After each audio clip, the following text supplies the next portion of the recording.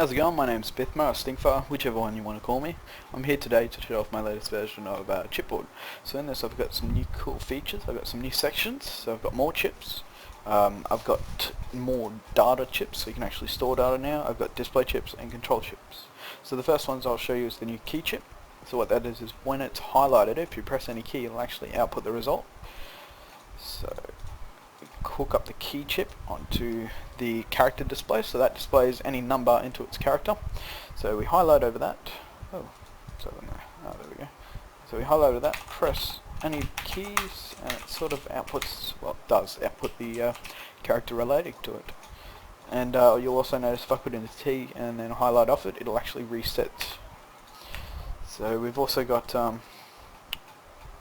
what else have we got that's new? We got some new colours. I'll just show you that first of all. I will use a toggle to show this, and a toggle and a splitter, just two basic chips. So now what we can actually do is when we click on that, we can highlight it, and instead of displaying that old ugly just 0 that you had to actually move your mouse off it to see, you can now, it shows you the port that you're connecting to nice and neat right in front of you so you can see. So we'll connect it to the splitter, and I've also added the option for toggle's the only chip that does at the moment, but chips can have a custom print on their ports. So you've got port on and off for the toggle, so you can turn it on and off by connecting to those ports. So I'll actually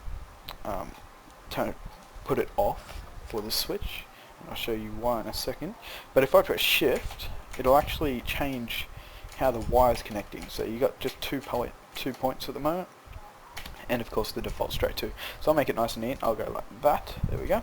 So now what you'll notice is that's going to send a signal to that, which will actually send a signal back to its off port. So that'll go to there, which will actually turn it off. So you'll notice it looks like it does nothing, but it's actually very quickly just turning itself off.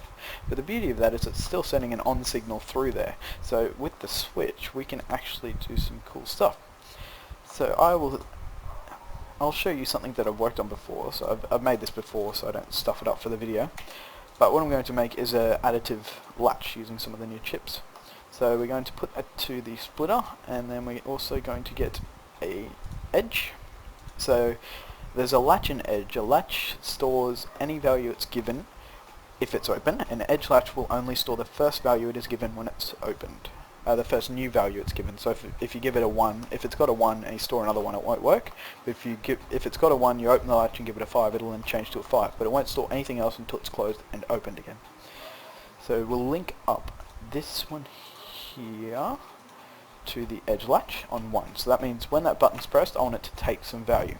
We're also going to hook the other one up to a plus, because we want it to add, I want that edge latch to add up two numbers. Will add up increasing, like increments. So that'll import into that, which will go to that, which will actually give that a 1 value at the moment. And that will actually store the next value, but it's not being given any value. So now what we'll do is we will get a splitter. So we'll connect the output of whatever the edge is into the splitter, and we'll also connect it to that add. So now what it's doing is whatever value's in there is being added with whatever value comes from there. So if we press that, that will be added with 1, because that's what output really quickly.